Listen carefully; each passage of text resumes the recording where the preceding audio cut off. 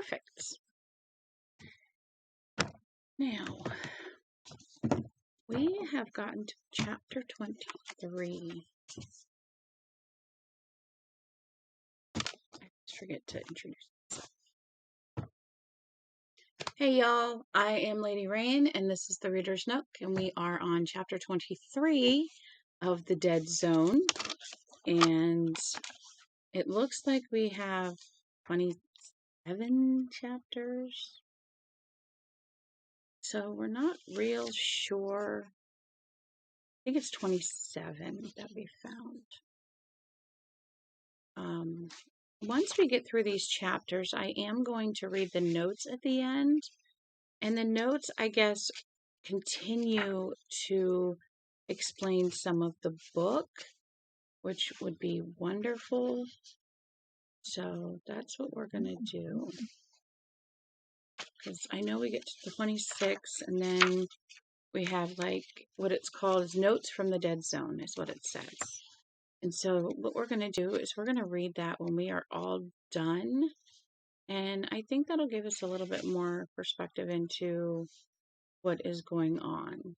So, yeah, we are in 23. Perfect. And it's getting quite interesting because Johnny knows something about this Greg Stillman, and he still hasn't said anything. So he's been spending his time with Chuck as his tutor, and Chuck is getting ready to go to preparatory school. So let's see what happens, shall we? Chapter 23, Part 1. On June the 23rd, 1977, Chuck graduated from high school. Johnny, dressed in his best suit, sat in the hot auditorium with Roger and Shelley Chatsworth and watched as he graduated 43rd in his class. Shelley cried. Afterward, there was a lawn party at the Chatsworth home. The day was hot and humid. Thunderheads with purple bellies had formed in the west. They dragged slowly back and forth across the horizon, but seemed to come no closer. Chuck, flushed with 3 screwdrivers, came over with his girlfriend, Patty Strachan, to show Johnny his graduation present from his parents, a new Pulsar watch. I told them I wanted that R2-D2 robot, but this was the best they could do, Chuck said, and Johnny laughed. They talked a while longer, and then Chuck said, with almost rough abruptness, I want to thank you, Johnny. If it hadn't been for you, I wouldn't be graduating today at all. No, that isn't true, Johnny said. He was a little alarmed to see that Chuck was on the verge of tears. Class always tells, man. That's what I keep telling them, Chuck's girl said. Telling him. Behind her glasses, a cool and elegant beauty was waiting to come out. Maybe, Chuck said. Maybe it does. But I think I know which side my diploma is buttered on. Thanks a hell of a lot. He put his arms around Johnny and gave him a hug. It came suddenly, a hard, bright bolt of image that made Johnny straighten up and clap his hand against the side of his head, as if Chuck had struck him instead of hugging him. The image sank into his mind like the picture done by electroplate. No, he said, no way.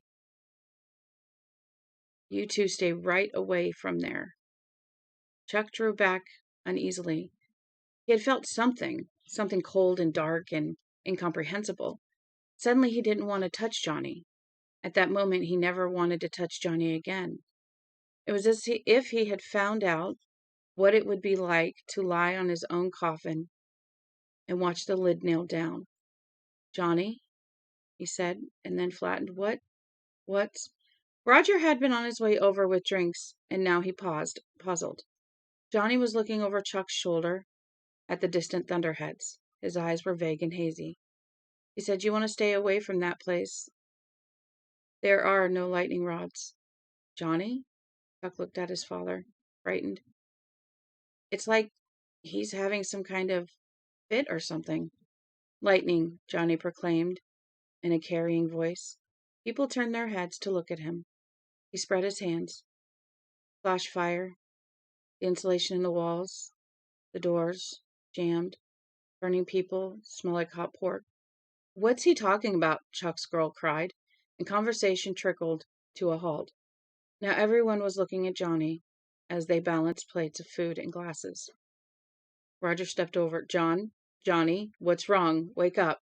He snapped his fingers in front of Johnny's vague eyes. Thunder muttered in the west. The voice of giants over gin rummy, perhaps. What's wrong? Johnny's voice was clear and moderately loud, carrying to each of the 50-some people who were there.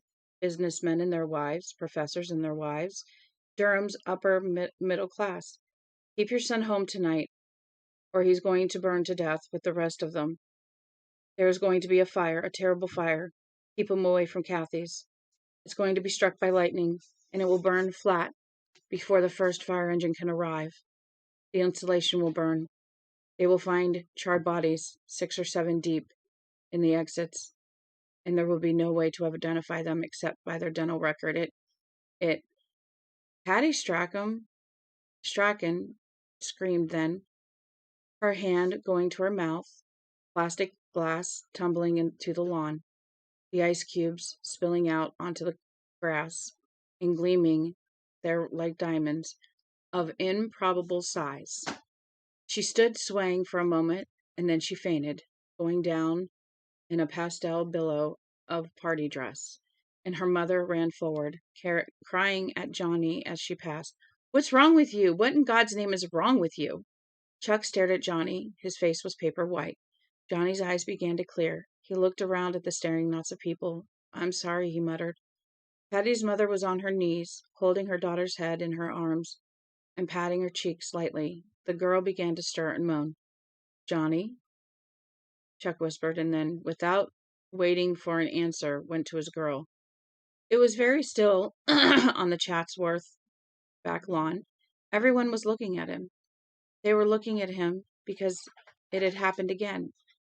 They were looking at him the way the nurse had, and the reporters. They were crows strung out on a telephone line. They were holding their drinks and their plates of potato salad and looking at him as if he were a bug, a freak. They were looking at him as if he had suddenly opened his pants and exposed himself to them. He wanted to run, wanted to hide, he wanted to puke. Johnny,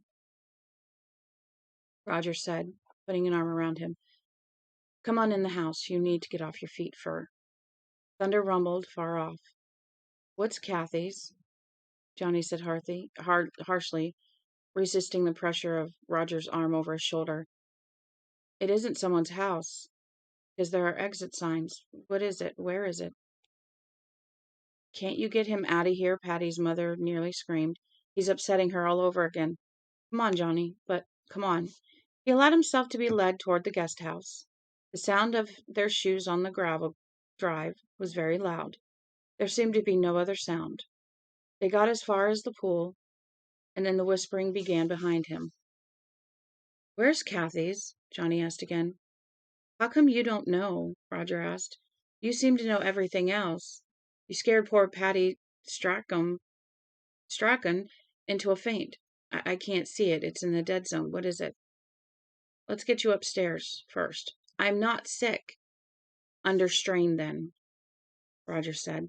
He spoke softly and soothingly, the way people speak to the helplessly mad. The sound of his voice made Johnny afraid, and the headache started to come. He willed it back savagely. They went up the stairs to the guest house. Part 2. Feel any better? Roger asked. What's Kathy's? It's a very fancy steakhouse and lounge, and Summersworth graduation parties at Kathy's are something of a tradition. God knows why. Sure you don't want these aspirin? No. Don't let him go, Roger. It's going to be hit by lightning. It's going to burn flat. Johnny, Roger Chatsworth said, slowly and very kindly, you can't know a thing like that. Johnny drank ice water, a small sip at a time, and set the glasses back down with a hand that shook slightly. You said you checked into my background. I thought, yes, I did. But you're drawing a mistaken conclusion. I knew you were supposed to be a psychic or something, but I didn't want a psychic. I wanted a tutor. You've done a fine job as a tutor. My personal belief is that there isn't any difference between good psychics and bad ones, because I don't believe in any of that business. It's as simple as that. I don't believe it. That makes me a liar then. Not at all, Roger said, in that same kind, low voice. I have a foreman in the mill in Sussex who won't light 3 on a match, but that doesn't make him a bad foreman. I have friends who are devoutly religious, and although I don't go to church myself, they're still my friends. Your belief that you can see into the future or sight things at a distance never entered into my judgment of whether or not to hire you. No, that isn't quite true. It never entered into it once I decided that it wouldn't interfere with your ability to do a good job with Chuck, and it hasn't. But I no more believe that Kathy's is going to burn down tonight than I believe the moon is green cheese. I'm not a liar, just crazy, Johnny said. In a dull sort of way, it was interesting. Roger Dassault and many of the people who wrote Johnny letters had accused him of trickery, but Chatsworth was the first to accuse him of being a Jeanne d'Arc complex. Not that either, Roger said. You're a young man who was involved in a terrible accident and who has fought his way back against terrible odds at what has probably been a terrible price. That isn't a thing I'd ever flap my jaw about freely, Johnny. But if any of those people out there on the lawn, including Patty's mother, want to jump to a lot of stupid conclusions, they'd be invited to shut their mouths about things they don't understand. Kathy's, Johnny said suddenly. How do I know the name then? And how did I know it wasn't someone's house? From Chuck? He's talked about the party a lot this week. Not to me. Roger shrugged. Maybe he said something to Shelley or me while you were in earshot. Your subconscious happened to pick it up and file it away. That's right, Johnny said bitterly. Anything we don't understand, anything that doesn't fit into our scheme of the way things are, we'll just file it under S for subconscious, right? The 20th century God. How many times have you done that when something ran counter to your pragmatic view of the world, Roger? Roger's eyes might have flickered a little, or it might have been imagination. You associate lightning with the thunderstorm that's coming, he said. You don't see that. It's perfectly simple. Listen, Johnny said. I'm telling you this as simply as I can. That place is going to be struck by lightning. It's going to burn down. Keep Chuck home. Oh, God, the headache was coming to him, coming like a tiger. He had put his hand on his forehead and rubbed it unsteadily. Johnny, you've been pushing much too hard. Keep him home, Johnny repeated. It's his decision, and I wouldn't presume to make it for him. He's free, white, and 18. There was a tap at the door. Johnny? Come in, Johnny said, and Chuck himself came in. He looked worried. How are you, Chuck asked. I'm all right, Johnny said. I've got a headache, that's all. Chuck, please stay away from that place tonight. I'm asking you as a friend. Whether you think like your dad or not, please. No problem, man, Johnny said cheerfully, and whomped down on the sofa. He hooked a hassock over with one foot. Couldn't drag Patty within a mile of that place with a 20-foot towing chain. You put a scare into her. I'm sorry, Johnny said. He felt sick and chilly with relief. I'm sorry, but I'm glad. You had some kind of flash, didn't you? Chuck looked at Johnny, then at his father, and then slowly back to Johnny. I felt it. It was bad. Sometimes people do. I understand it's sort of nasty. Well, I wouldn't want it to happen again, Chuck said, but hey, that place isn't really going to burn down, is it? Yes, Johnny said. You want to just keep away. But he looked at his father troubled. The senior class reserved the whole damn place. The school encourages that, you know. It's safer than 20 or 30 different parties and a lot of people drinking on the back roads. There's apt to be, Chuck fell silent for a moment and then began to look frightened. There's apt to be 200 couples there, he said. Dad? I don't think he believes any of this, Johnny said. Roger stood up and smiled. Well, let's take a ride over to Summersworth and talk to the manager of the place, he said. If there's a dull lawn party anyway, it was a dull lawn party anyway.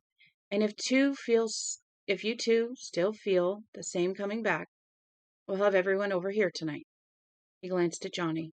Only condition being that you have to stay sober and help chaperone fellow. I'll be glad to, Johnny said. But why, if you don't believe it? For your peace of mind, Roger said, and for Chuck's. And so that when nothing happens tonight, I can say I told you so and then just laugh my ass off. Well, whatever, thanks.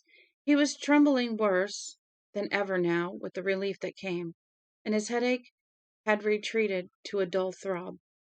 One thing up front, though, Roger said. I don't think we stand a snowball's chance in hell of getting the owner to cancel on your unsubstantiated word, Johnny. This is probably one of his big business nights each year. Chuck said, well, we could work something out. Like what? Well, we could tell him a story, spin some kind of yarn. Lie, you mean? No, I won't do that. Don't ask me, Chuck. Chuck nodded. All right. We better get going, Roger said briskly. It's 5:15. We'll take the Mercedes over to Summersworth. Part 3. Bruce Carrick, the owner-manager, was tending bar when the three of them came in. Came in at 5:40. Johnny's heart sank a little when he read the signpost outside the lounge doors. Private party this evening only. 7 to closing. See you tomorrow. Carrick was not exactly being run into the ground. He was serving a few workmen who were drinking beer and watching the early news, and 3 couples who were having cocktails. He listened to Johnny's story with a face that grew ever more incredulous. When he had finished, Carrick said, You say Smith's your name? Yes, that's right. Mr. Smith, come over here to the window with me. He led Johnny to the lobby window by the cloakroom door. Look out there, Mr. Smith, and tell me what you see. Johnny looked out, knowing what he would see. Route 9 ran west, now drying from the light afternoon sprinkle. Above, the sky was perfectly clear. The thunderheads had passed. Not much, at least not now, but nothing, Bruce Carrick said. You know what I think? You want to know, frankly? I think you're a nut. Why you picked me for this royal screwing, I don't know or care. But if you got a second, Sonny, I'll tell you the facts of life. The senior class has paid me $650 for this bash. They've hired a pretty good rock and roll band, Oak, from up in Maine. The food's out there in the freezer, all ready to go into the microwave. The salads are on ice. Drinks are extra. And most of the kids, look at her just sitting looking at you. And most of the kids are over 18 and can drink all they want. And tonight they will. Who can blame them?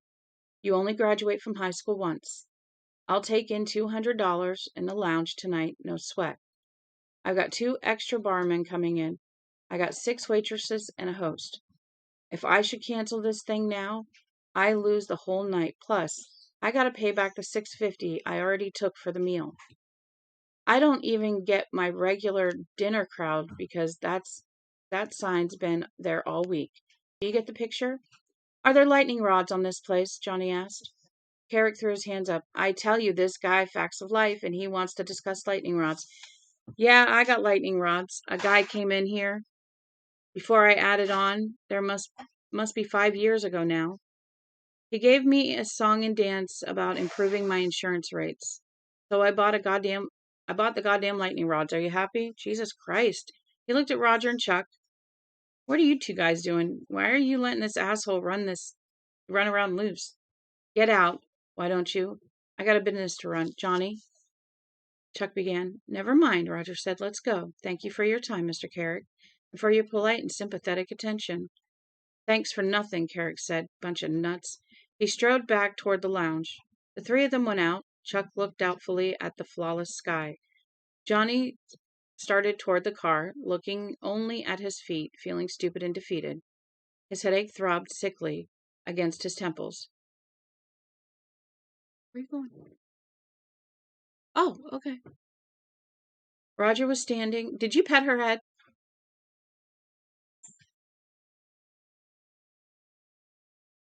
feeling stupid and defeated. His headache thudded sickly against his temples. Roger was standing with his hands in his back pockets, looking up at the long, low roof of the building. "What are you looking at, Dad?" Chuck said. "There aren't no lightning rods up there," Roger Chatsworth said thoughtfully. "No lightning rods at all." 4. The three of them sat in the living room of the big house, Chuck by the telephone. He looked doubtfully at his father.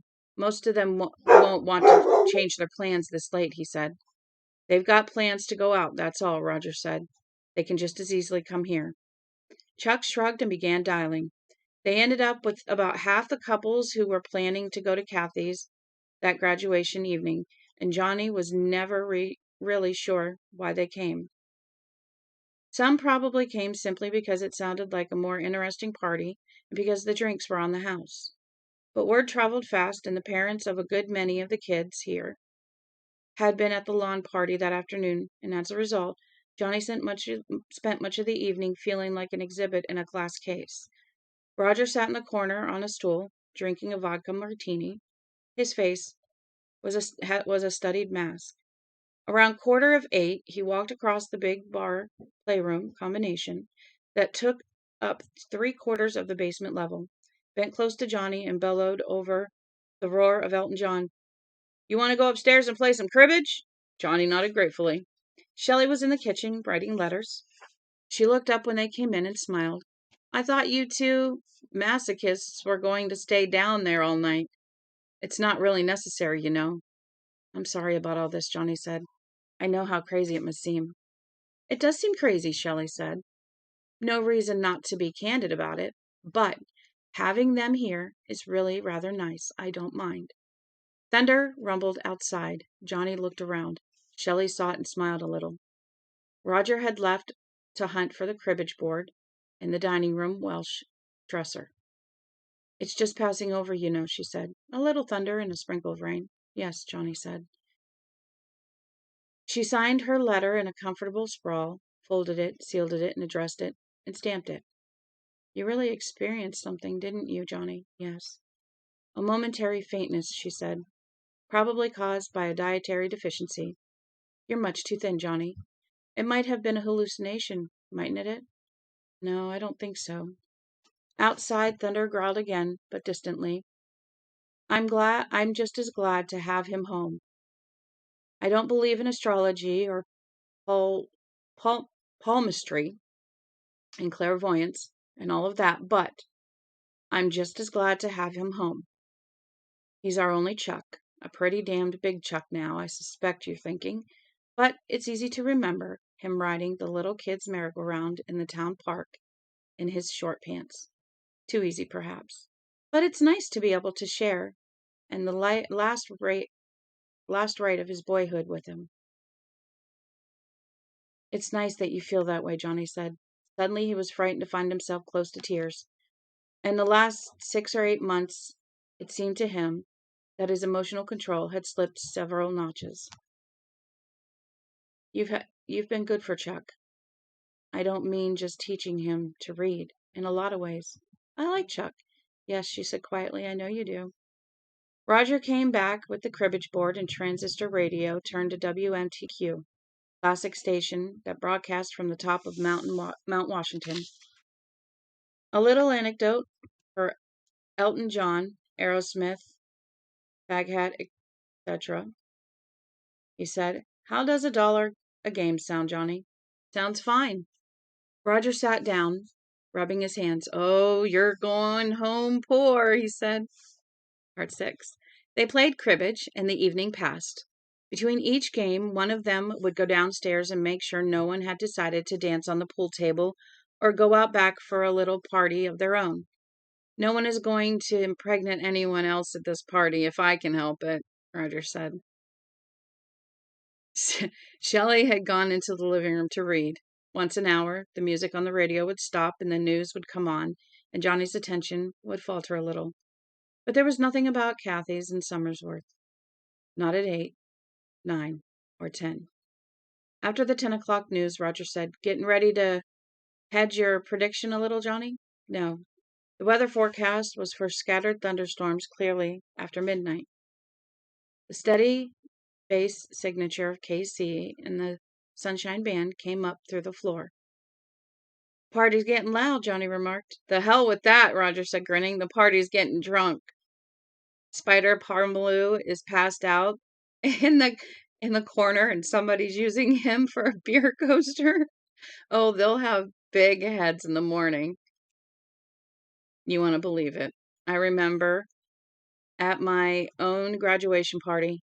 "Here's a bulletin from WMTQ Newsroom," the radio said. Johnny, who was still shuffling, Blake cars all over the floor. "Relax, it's probably just something about that kidnapping down in Florida." "I don't think so," Johnny said. The broadcaster said, "It appears at this moment that the worst fire in New Hampshire history has claimed more than 75 lives in the border town of Somersmith, New Hampshire. The fire occurred at the restaurant lounge called Kathy's. A graduation party was in progress when the fire broke out. Somersworth Fire Chief Milton Hovey told reporters that they have no suspicion of arson. They believe the fire was almost certainly caused by a bolt of lightning."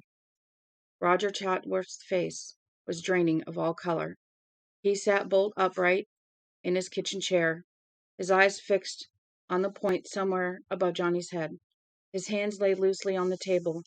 From below them came the babble of conversation and laughter, intermingled now with the sound of Bruce Springsteen. Shelley came into the room. She looked from her husband to Johnny and then back again. "What is it? What's wrong?" "Shut up," Roger said. "Is still blazing, and Hovey said that a final tally of the dead will probably not be known until early morning. It is known that over 30 people, mostly members of Durham High School senior class, have been taken to hospitals and surrounding areas to be treated for burns. 40 people, mostly graduating students, escaped from small bathroom windows at the rear of the lounge, but others were apparently trapped in fatal pileups at the—" "Was it Kathy's?" Shelley Chatsworth screamed. "Was it that place?" "Yes," Roger said. He seemed eerily calm. "Yes, it was." Downstairs there was a momentary silence. It was followed by a running thud of footsteps coming up the stairs. The kitchen door burst open and Chuck came in looking at his mother. "Mom, what is it? What's wrong?" "It appears that we may owe you for our own son's life," Roger said in that same eerily calm voice. Johnny had never seen a face that white. Roger looked like a ghastly, living waxwork. "It burned?" Chuck's voice was incredulous. Behind him, others were crowding up the stairs now, whispering in low, affrighted voices. "Are you saying it burned down?" No one answered, and then suddenly, from somewhere behind him, Patty Strachan began to talk in high, hysterical voices. "It's his fault, that guy there. He made it happen. He set it on fire by his mind, just like in the book Carrie. You murderer killer, you!" Roger turned to her. "Shut up," he roared. Kathy collapsed in wild sobs. "Burned?" Chuck repeated. He seemed to be asking himself now, inquiring if it could possibly be the right word. "Roger," Shelley whispered. "Rog, honey." There was a growing mutter on the stairs and in the playroom below, like the stir of leaves. The stereo clicked off. The voices murmured. "Was Mike there? Shannon went, didn't she? Are you sure?" Yes, I was all ready to leave when Chuck called me. My mother was there when the guy freaked out, and she said she felt like a goose was walking on her grave. She asked me to come here instead." "Was Casey there? Was Ray there? Was Maureen Untello there?" "Oh my God, was." Roger stood up slowly and turned around. "I suggest," he said, "that we find the soberest people here to drive, and that we will go down to the hospital. They'll need blood donors." Johnny sat like a stone. He found himself wondering if he would ever move again. Outside, thunder rumbled and followed on its heels. Like an inner clap, he heard his dying mother's voice. "Do your duty, John."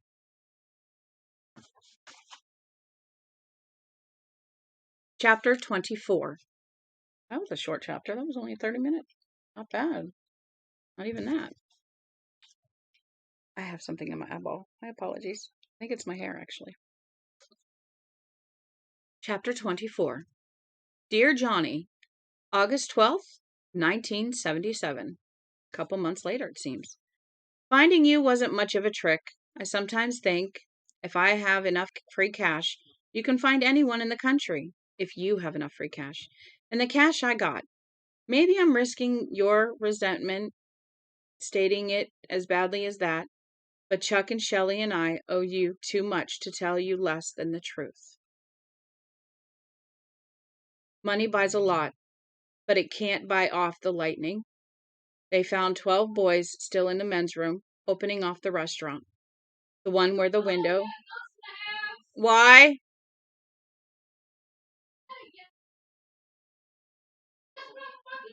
Your glasses.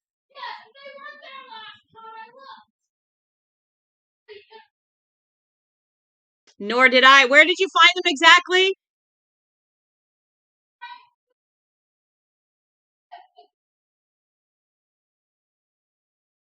That's where Tiberius was laying. No. Listen to what I'm saying. When I looked under the bed, Tiberius was in front of it. I'm glad you found them. My apologies for being loud. We looked all day yesterday and had a very panicked child. She lost her glasses. And she just found them.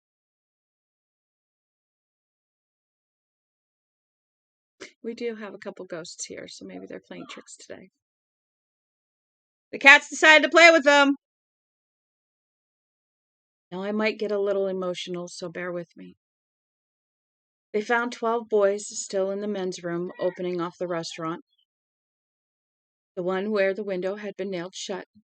The fire didn't reach there, but the smoke did, and all 12 of them were suffocated. I haven't been able to get that out of my mind, because Chuck could have been one of those boys. So I had you tracked down, as you put in your letter. And for the same reason, I can't leave you alone, as you requested. At least not until the enclosed check comes back canceled with your endorsement on the back. You'll notice that it's a considerably smaller check than the one you returned about a month ago. I got in touch with the EMMC accounts department and paid your outstanding hospital bills with the balance of it. You're free and clear that way, Johnny. That I could do, and I did it, with a great pleasure, I might add. You protest that you can't take the money. I say you can and you will. You will, Johnny. I traced you to Fort Lauderdale, and if you leave there, I will trace you to the next place you go, even if you decide on Naples. Call me a loose who won't let go, or a louse that won't let go if you want to. I see myself more as the hound of heaven. I don't want to hound you, Johnny. I remember you telling me that day not to sacrifice my son. I almost did. And what about the others? 81 dead, 30 more terribly maimed and burned. I think of Chuck saying maybe we could work out some kind of story, spin a yarn or something, and me saying with all the righteousness of the total stupidity, I won't do that, Chuck. Don't ask me. Well, I could have done something. I'm now questioning my memory. Don't question. You could have put them on the table and then picked them up and wore them. No, I left them there. I just grabbed my phone. Maybe the cat picked them up. Where's the one that comes down here? Uh-huh. Well, I could have done something. Oh, last night he was underneath your desk. That's what haunts me. I could have given that butcher, Carrick, $3,000 to pay off his help and shut down for the night. It would have come to about $37 a life. So believe me when I say I don't want to hound you. I'm really too busy hounding myself to want to spare the time. I think I'll be doing it for quite a few years to come. I'm paying up for refusing to believe anything I couldn't touch with one of my 5 senses. And please don't believe that paying the bills and tendering this check is just a sop to my conscience. Money can't buy off the lightning, and it can't buy an end to bad dreams either. The money is for Chuck, although he knows nothing about it. Take the check, and I'll leave you in peace. That's the deal. Send it to UNICEF if you want, or give it to a home for orphan bloodhounds, or blow it all on the ponies. I don't care, just take it. I'm sorry you felt you had to leave in such a hurry, but I believe I understand. We all hope to see you soon. Chuck leaves for Stovington Prep on September 4th. Johnny, take the check, please. All regards, Roger Chatsworth.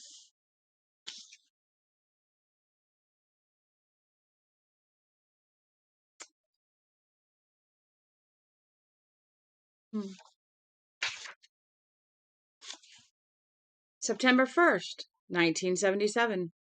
Dear Johnny, will you believe that I'm not going to let this go? Please take the check. Regards, Roger. September 10th, 1977. Dear Johnny, Charlie and I are both so glad to know where you are, and it was a relief to get a letter from you that sounded so natural and like yourself. There was one thing that bothered me very much, son. I called up Sam Weswick and read him that part of your letter about the increasing frequency of your headaches. He advises you to see a doctor, Johnny, without delay. He is afraid that the clot may have formed around the old scar tissue. So that worries me, and it worries Sam, too. You've never looked really healthy since you came out of the coma, Johnny. And when I last saw you in early June, I thought you looked very tired. Sam didn't say, but I know what he'd really like you to do is to catch a plane out of Phoenix and come on home and let him be the one to look at you. You certainly can't plead poverty now. Roger Chatsworth has called here twice, and I tell him what I can. I think he's telling the truth when he says it isn't conscience money or a reward for saving his son's life. I believe your mother would have said that man is doing penance the one way he knows how. Anyway, you've taken it, and I hope you don't mean it when you say you only did it to get him off your back. I believe you have too much grit in you to do anything for a reason like that. Now, this is very hard for me to say, but I will do the best I can. Please come home, Johnny. The publicity has died down again. I can hear you saying, oh, bullshit, it will never die down again, not after this. And I suppose you are right in a way, but you are also wrong. Over the phone, Mr. Chatsworth said, if you talk to him, try to make him understand that no psychic, except Nostradamus, has ever been much more than a 9 days wonder. I worry about you a lot, son. I worry about you blaming yourself for the dead instead of blessing yourself for the living, the ones you saved, the ones that were at the Chatsworth's house that night. I worry, and I miss you. I miss you, too. I miss you like the Dickens, as your grandmother used to say. So please, come home as soon as you can. Dad. P.S. I'm sending the clippings about the fire and about your part in it. Charlie collected them up. As you will see, you are correct in guessing that everyone who was at the lawn party will spill their guts to the paper. I suppose these clippings may just upset you more, and if they do, just toss them away. Charlie's idea was that you may look at them and say, that wasn't as bad as I thought. I can face that. I hope it turns out that way. Dad. September 29th, 1977. Dear Johnny, I got your address from my dad. How is the great American desert? Seen any redskins? Ha ha, question mark. Well, here I am at Stovington Prep. This place isn't so tough. I am taking 16 hours of credit. Advanced chemistry is my favorite, although it's really something of a tit after the course at DHS. I always had the feeling that our teacher there, old fearless Farnham, would really have been more happy, making doomsday weapons and blowing up the world. In English, we are reading Three Things by J.D. Salinger. This first 4 weeks, Catcher in the Rye, Franny and Zoe, and Rise Up the Roof Beams, Carpenters. I like him a lot. Our teacher told us he still lives over in New Hampshire, but has given up writing. That blows my mind. Why would somebody just give up when they were going great? When they are going great guns.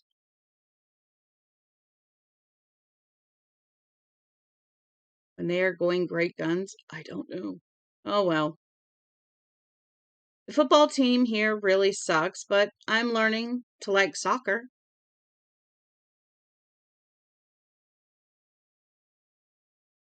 The coach says soccer is football for smart people and football is football for assholes. I can't figure out yet if he's right or just jealous. I wonder if it would be okay to give out your address to some people who are at our party graduation night. They want to write to say thanks. One of them is Patty Strachan's mother. You will remember her, the one that made such a pisshead of herself that when her precious daughter fainted at the lawn party that afternoon. She now figures that you're an okay person. I'm not going with Patty anymore, by the way. I'm not much on long distance courtships at my tender age, haha. And Patty is going to Vassar, as you might have expected. I met a foxy little chick right here. Well, right when you can, my man. My dad made it sound like you were really bummed out. For what reason I do not know, since it seems to me that you did everything you could to make things turn out right. He's wrong, isn't he, Johnny? You're really not that bummed out, are you? Please write and tell me you're okay. I worry about you. That's a laugh, isn't it? The ordinary Alfred E. Newman. Worried about you. But I am. When you write, tell me why Holden Caulfield always has to have the blues so much when he isn't even black. Chuck. P.S. The foxy chick's name is Stephanie Wyman, and I've already turned her on to something wicked this way comes. She also likes a punk rock group called the Ramones. The Ramones. You should hear them. They are hilarious. D. October 17th, 1977. Okay, that's better. You sound okay. Laughed my ass off about your Bob with the Phoenix Public Works Department. I have no sympathy at all for your sunburn after 4 outings at the Stovington Tiger. As a Stovington Tiger. Coach is right, I guess. Football is football for assholes. At least at this place. Our record is 1-3. And in the game we won, I scored 3 touchdowns. Hyperventilated my stupid self and blacked out. Scared Steph into a tizzy. Haha. I waited to write so I could answer your question about how the home folks feel about George Stilson now that he is on the job. I was home this last weekend, and I'll tell you all I can. Asked my dad first, and he said, is Johnny still interested in that guy? I said, he's showing his fundamental bad taste by wanting your opinion. Then he goes to my mother. See, prep school is turning him into a smartass. I thought it would. Well, to make a long story short, most people are pretty surprised by how well Stilson's doing. My dad said this, if people of a congressman's home district had to give a report card on how well this guy is doing after 10 months, Stilson would get mostly B's plus an A for his work on Carter's energy bill and his home heating oil ceiling bill. Also an A for effort. Dad told me to tell you that maybe he was wrong about Stilson being the village fool. Other comments from people I talked to when I was home, they like it around here that he doesn't dress up in a business suit.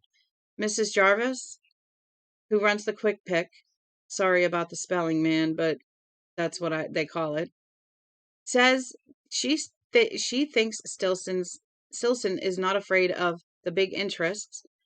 Henry Burke, who runs the Bucket, that El Scuzzo Tavern downtown, says he thinks Stilson has done a double damn good job. Most other comments are similar. They contrast what Stilson has done with what Carter hasn't done.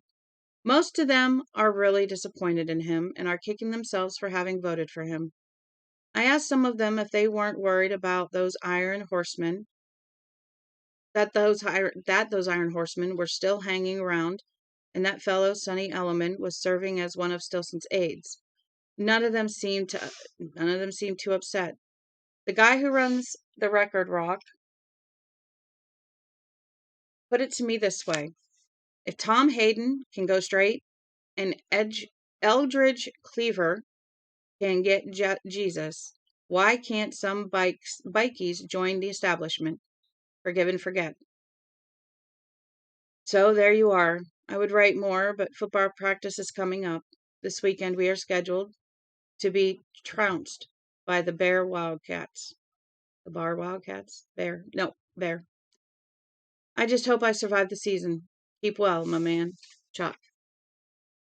From the New York Times, March 4th, 1978.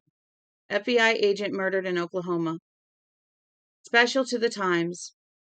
Edgar Langty, 37, a 10-year veteran of the FBI, was apparently murdered last night in an Oklahoma City parking garage. Police say that a dynamite bomb wired to the ignition of his car exploded when Mr. Langty turned the key. The gangland-style execution was similar in style to the murder of Arizona investigative reporter Don Bowles 2 years ago. But FBI Chief William Webster would not speculate on any possible connection. Mr. Webster would also neither confirm nor deny that Mr. Langty had been investigating shady land deals and possible links to local politicians. There appears to be some mystery surrounding exactly what Mr. Langty's current assignment was, and one source in the Justice Department claims that Mr. Langty was not investigating possible land fraud at all, but a national security matter. Mr. Langty joined the Federal Bureau of Investigation in 1968 and... Stop. Let's see what we got here. Actually, we're going to keep reading until we get about 2 hours in. Chapter 25, Part 1. The notebooks in Johnny's bureau drawer grew from 4 to 5, and by the fall of 1978 to 7. In the fall of 1978, between the deaths of 2 popes in rapid succession, Greg Stilson had become national news. He was re-elected to the House of Representatives in a landslide, and with the country tending toward Proposition 13 conservatism, he had formed the American Now Party. America Now, not American, America Now Party. Most startling, several members of the House had reneged on their original party standing and had jined up, as Greg liked to put it. Jined up? Begins with a J.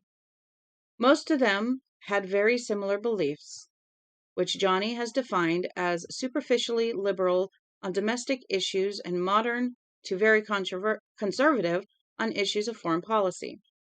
There was not a one of them who had voted on the Carter side of the Panama Canal treaties.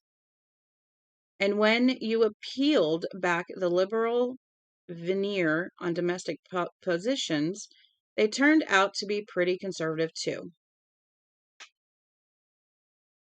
The American Now Party wanted bad trouble for big-time dopers. They wanted the cities to sink or swim on their own. There's no need for struggling dairy farmer to have the subsidized New York City's methadone program with his taxes, Greg proclaimed. They wanted a crackdown on welfare benefits to whores, pimps, bums, and people with a felony bust on their records. They wanted sweeping tax reforms to be paid for by sweeping social services cutbacks. All of it was an old song, but Greg's American Now Party had set it to a pleasing new tune. 7 congressmen swung over before the off-year elections, and 2 senators. And 2 senators. 6 of the congressmen were reelected, and both of the senators. Of the 9, 8 had been Republicans whose base had been whittled away to a pinhead. Their switch of party and subsequent reelections, one wag had quipped, was a better trick than the one that had followed Lazarus come forth. Some were really saying that Greg Stilson may be a power to be reckoned with, and not that many years down the road either. He had not been able to send all the world's pollution out to Jupiter and the rings of Saturn. But he had succeeded in running at least 2 of the rascals out. One of them a congressman who had been feathering his nest as a silent partner in a parking lot kickback scheme, and one of them a presidential aide with a penchant for gay bars. His oil ceiling, what has that got to do with anything?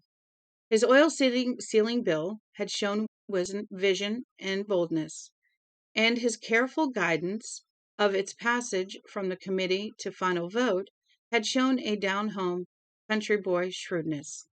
1980 would be too early for Greg, and 1984 might be too tempting to resist.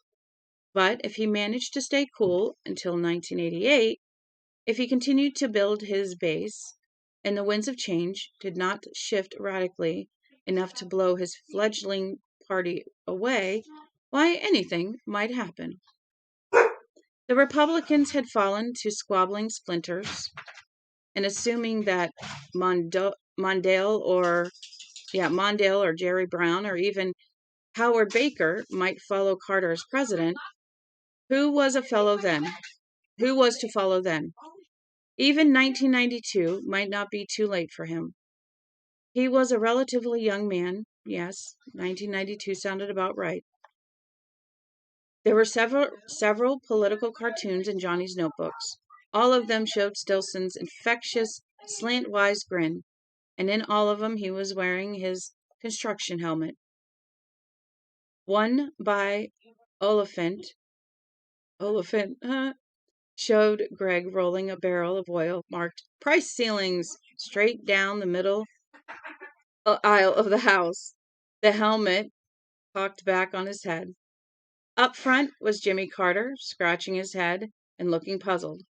He was not looking Greg's way at all, and the implication seemed to be that he was going to get run down. The caption read, "Out of my way, Jimmy!" The helmet. The helmet somehow bothered Johnny more than anything else. The Republicans had their elephant, the Democrats their donkey, and Greg Stilson had his construction helmet. In Johnny's dreams, it sometimes seemed that Stilson was wearing a motorcycle helmet, and sometimes it was a coal scuttle helmet. Part 2. In a separate notebook, he kept the clippings his father had sent him concerning the fire at Kathy's. He had gone over them again and again, although for reasons that Sam, Roger, and even his father could not have suspected. Psychic predicts fire. My daughter would have died too, tearful, thankful mom proclaims. The tearful, thankful mom in question had been Patty Strachan's. Psychic who cracked Castle Rock murders predicts flash fire. Roadhouse death toll reaches 90. Father says Johnny Smith has left New England, refuses to say where. Pictures of him, pictures of his father, pictures of that long ago wreck on Route 6 in Cleves Mills. Back in the days when Sarah Bracknell had been his girl. Now Sarah was a woman, the mother of 2, and in his last letter Herb had said Sarah was showing a few gray hairs. It seemed impossible to believe that he himself was 31. Impossible, but true. Around all these clippings were his own jottings, his painful efforts to get it straight in his mind once and for all. None of them understood the true importance of the fire, its implication on the much larger matter of what to do about Greg Stilson. He had written, I have to do something about Stilson. I have to. I was right about Kathy's, and I'm going to be right about this. There's absolutely no question in my mind. He's going to become president, and he is going to start a war, or cause one through simple mismanagement of the office, which amounts to the same thing. Question is, how drastic are the measures that need to be taken? Take Kathy's as a test tube case. It almost could have been sent to me as a sign. God, I'm starting to sound like my mother, but there it is. Okay, I knew there was going to be a fire and that people were going to die. Was that sufficient to save them? Answer, it was not sufficient to save all of them, because people only truly believe after the fact. The ones who came to the Chatsworth house instead of going to Kathy's were saved. But it's important to remember that R.C. didn't have the party because he believed my prediction. He was very upfront about that.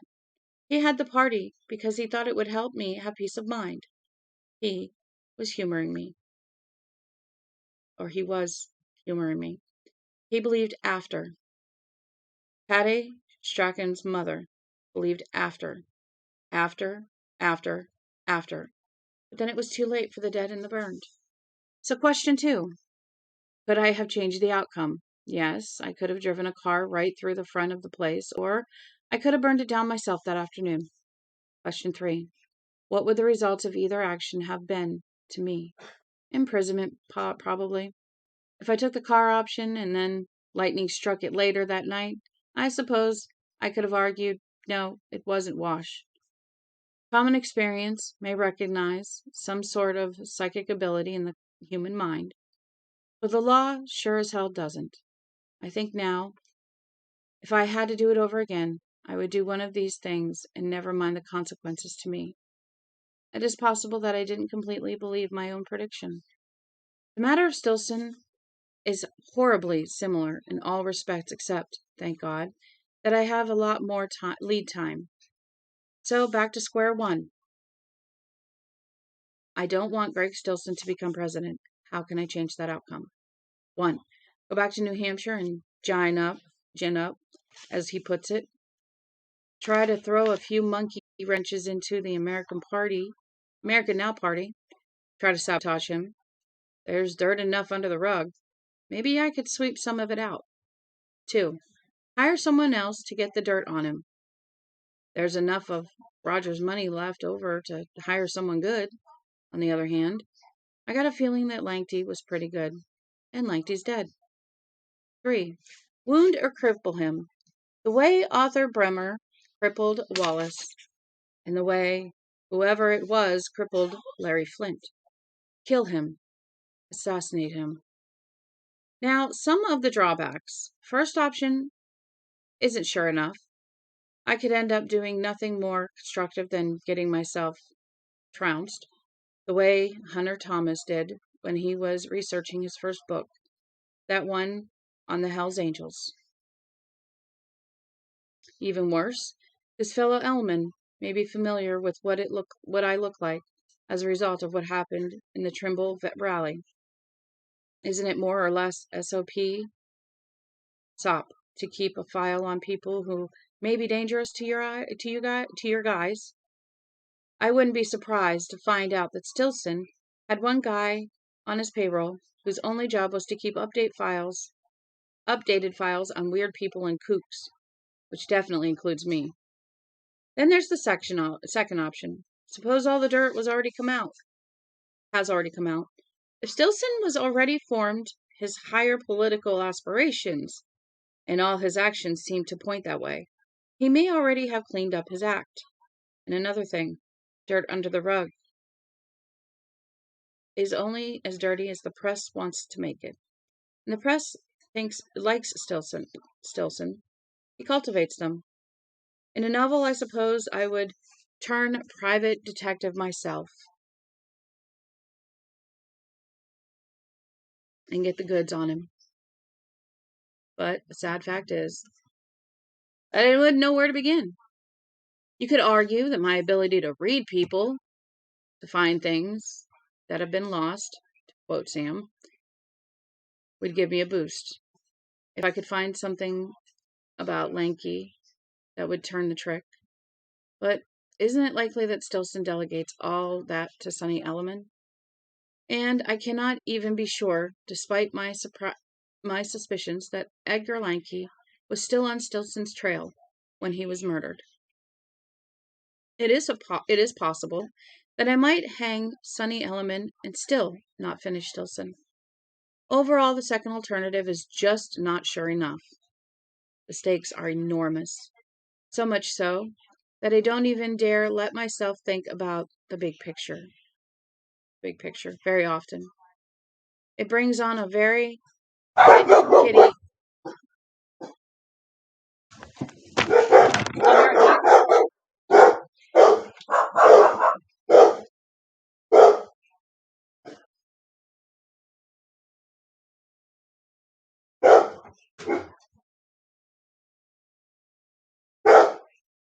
Oh, hi. Go ahead and go up back door. Yeah. Now, run down and open the back door, please. The gas guy's here. Yes. Go get the gate. Okay. Back. Please get back.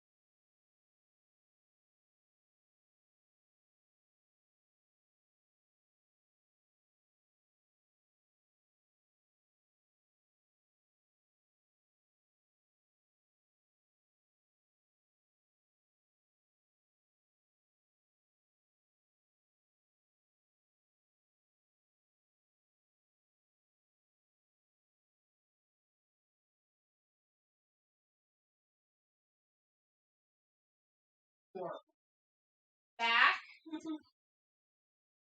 Yeah, she moved a basket. Oh, I got the door.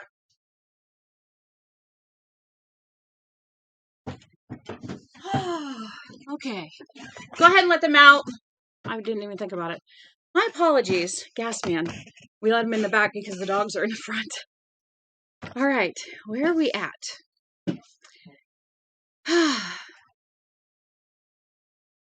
Let's back up a little bit. Overall, the second alternative is just not sure enough. The stakes are enormous. So much so that I don't even dare let myself think about the big picture very often. It brings on a very bitch kitty of a headache every time. I have considered, in my wilder moments, trying to hook him on drugs the way the character Gene Hackman played in The French Connection 2 was, or driving him batty with LSD slipped into his Dr. Pepper, or whatever it is he drinks. But all of that is cop show make-believe. Gordon Liddy shit. The problems are so great that this option doesn't even bear much talking about. Maybe I could kidnap him. After all, the guy is only a U.S. representative. I wouldn't know where to get heroin or morphine, but I could get plenty of LSD from Larry McNaughton right here in the good old Phoenix Public Works Department. He has pills for every purpose. But suppose, if you're willing to suppose the foregoing, that he just enjoyed his trip or trips, shooting and crippling him. Maybe I could, maybe I couldn't. I guess under the right circumstances I could, like the rally in Trimble. Suppose I did. After what happened in Laurel, George Wallace was never really a potent political force again. On the other hand, FDR campaigned from his wheelchair and even turned into an asset. That leaves assassination, the big casino. This is the one unarguable alternative. You can't run for president if you're a corpse. I just went downstairs and came back up. Oh, I just had to catch my breath while I read. If I could pull the trigger, and if I could, what would the results be to me? As Bob Dylan says, honey, do you have to ask me that?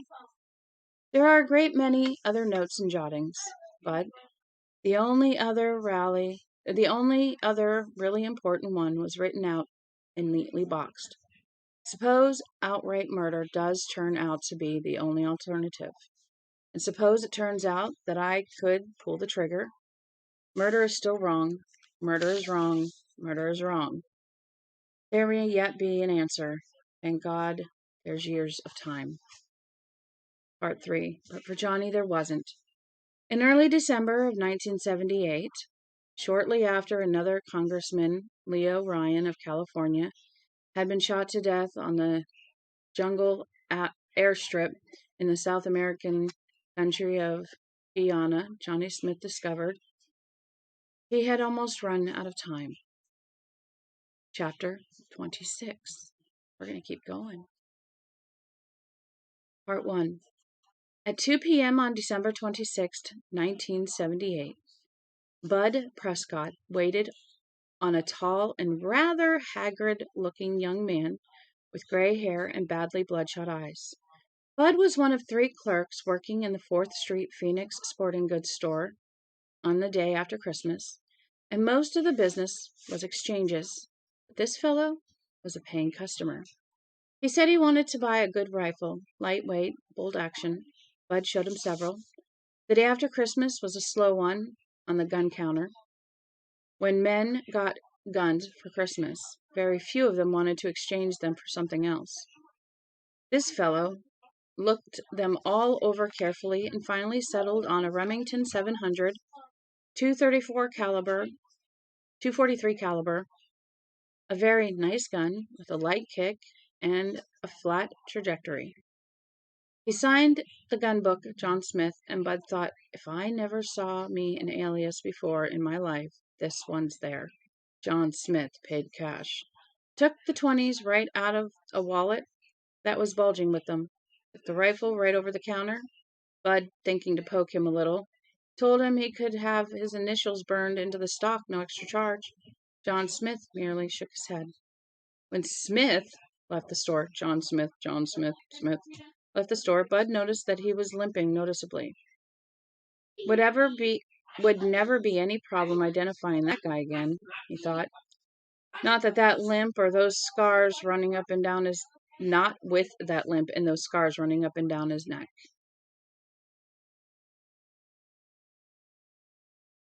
Part 2. At 10:30 a.m. on December 27th, a thin man who walked with a limp came into Phoenix Office Supply Inc. and approached Dean Clay, a salesman there. Clay said later that he noticed what his mother had always called a fire spot in one of the guy's eyes. The customer said he wanted to buy a large attaché case, and eventually picked out a handsome cowhide item, top of the line, priced at $149.95,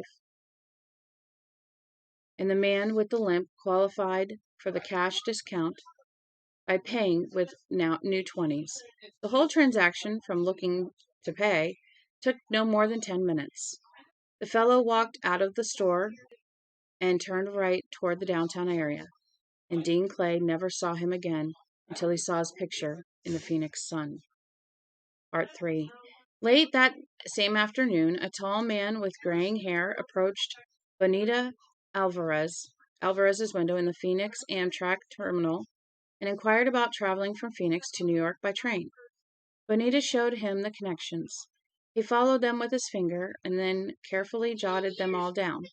He asked Bonita Alvarez if she could ticket him to depart on January 3rd. Bonnie danced with fingers over her computer console and said that she could. Then why don't you? The tall man began, and then faltered. He put one hand up to his head. Are you all right, sir? Fireworks, the tall man said. She told the police later that she was quite sure of what he had said. That she was quite sure that was what he said. Fireworks. Sir, are you all right? Headache, he said. Excuse me. He tried to smile, but the effort did not improve his drawn, young, old face much. Would you like some aspirin? I have some. No, thanks. It'll pass.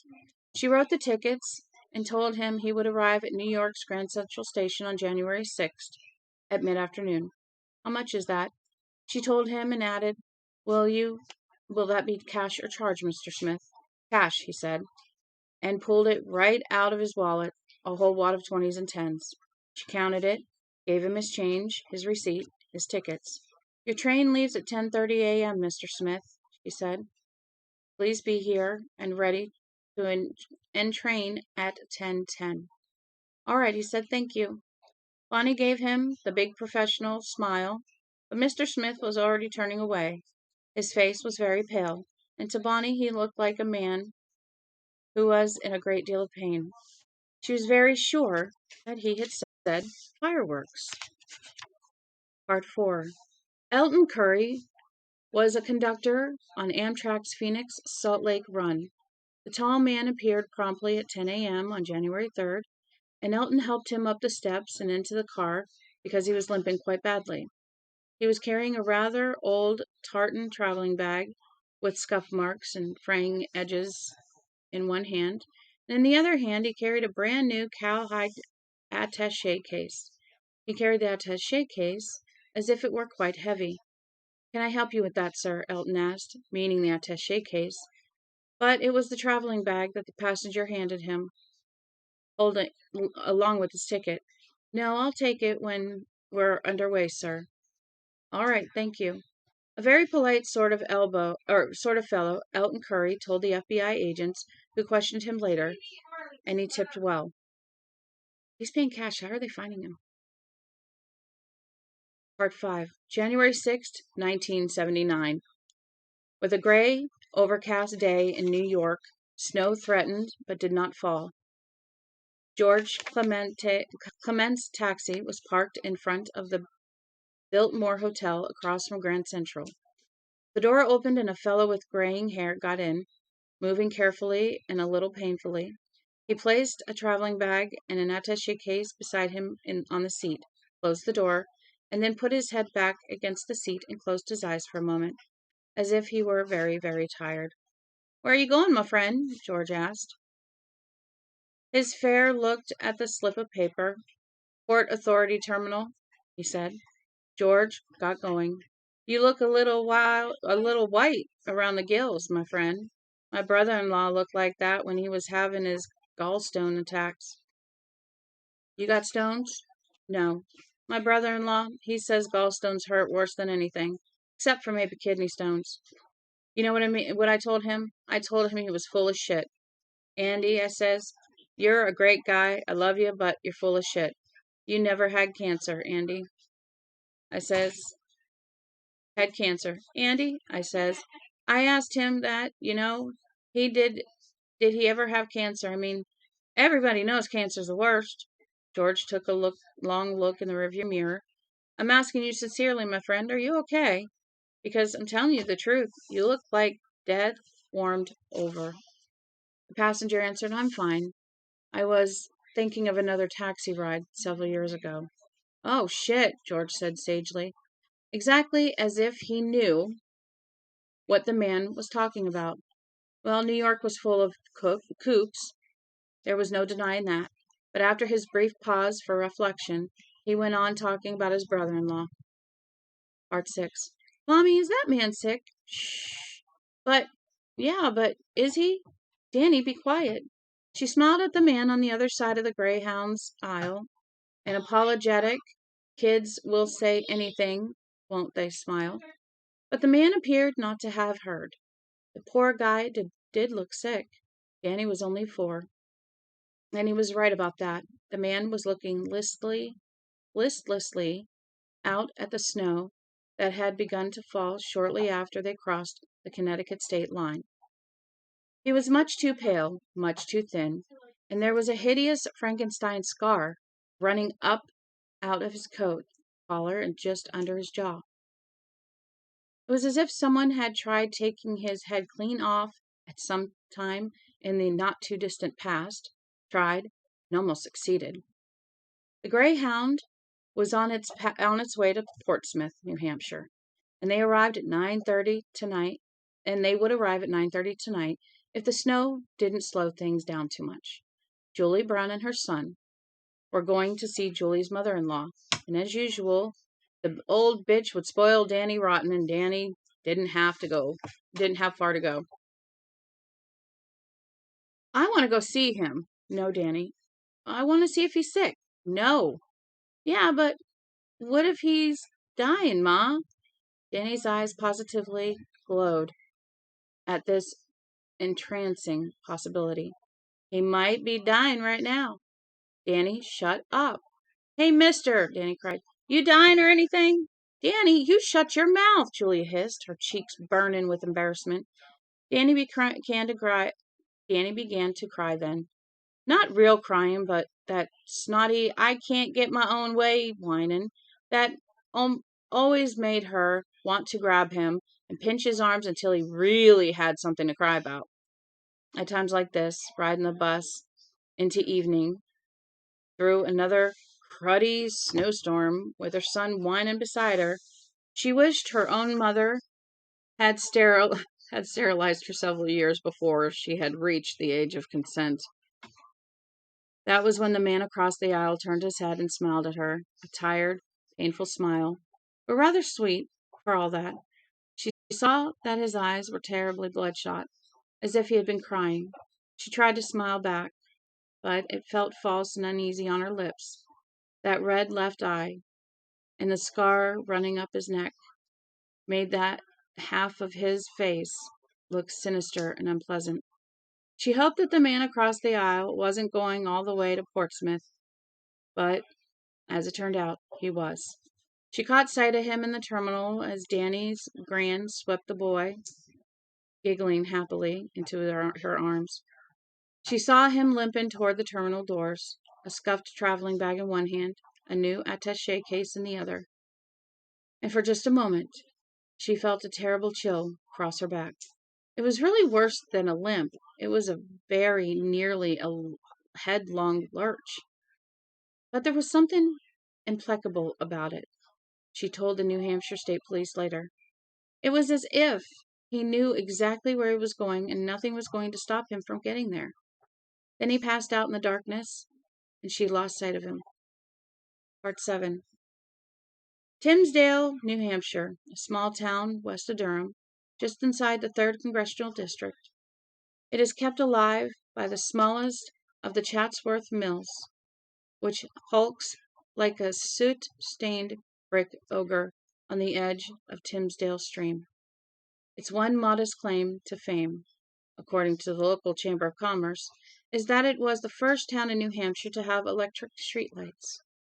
One evening in early January, a young man with prematurely graying hair and a limp walked into the Timsdale pub, the town's only beer joint. Dick O'Donnell, the owner, was tending the bar. The place was almost empty because it was the middle of the week, and another norther was brewing. 2 or 3 inches had piled up out there already, and more was on the way. The man with the limp stomped off his shoes, came to the bar, and ordered a Pabst. O'Donnell served him. The fellow had two more, making them last, watching the TV over the bar. The color was going bad. Had been for a couple of months now, and the Fonz looked like an aging Romanian ghoul. O'Donnell couldn't remember having seen this guy around. Like another, O'Donnell asked, coming back to the bar after serving the two old bags in the corner. One more won't hurt, the fellow said. He pointed to the spot above the TV. You met him, I guess? It was a framed blow-up of a political cartoon. It showed Greg Stilson, his construction helmet cocked back on his head, throwing a fellow in a business suit down the Capitol steps. The fellow in the business suit was Louis Quinn, the congressman who had been caught taking kickbacks in the parking lot scam some 14 months ago. The cartoon was titled, Giving 'em the Bum's Rush, and across the corner it had been signed in a scrawling hand, For Dick O'Donnell, who keeps the best damn saloon in the 3rd District, keep drawing them, Dick. Craig Stilson. Bet your buddy did, O'Donnell said. He gave a speech in here the last time he canvassed for the House. Had signs all over the town. Come on into the pub at 2 o'clock Saturday afternoon and have one on Greg. That was the best damn day's business I've ever done. People was only supposed to have one on him, but he ended up grabbing the whole tab. Can't do much better than that, can you? Sounds like you think he's one hell of a guy. Yeah, I do, O'Donnell said. I'd be tempted to put my bare knuckles on anyone who said the other way. Well, I won't try you, the fellow said. The fellow put down 3/4. Have one on me. Well, okay. Don't mind I do. Thanks, mister. Johnny Smith is my name. Why, pleasure to meet you, Johnny. Dick O'Donnell, that's me. He drew himself a beer from the tap. Yeah, Greg's done this part of New Hampshire a lot of good. And there's a lot of people afraid to come right out and say it, but I'm not. I'll say it right out loud. Someday Greg Stilson apt to be the president. You think so? I do, Donaldson said, coming back to the bar. New Hampshire's not big enough to hold Greg. He's one hell of a politician, and coming from me, that's something.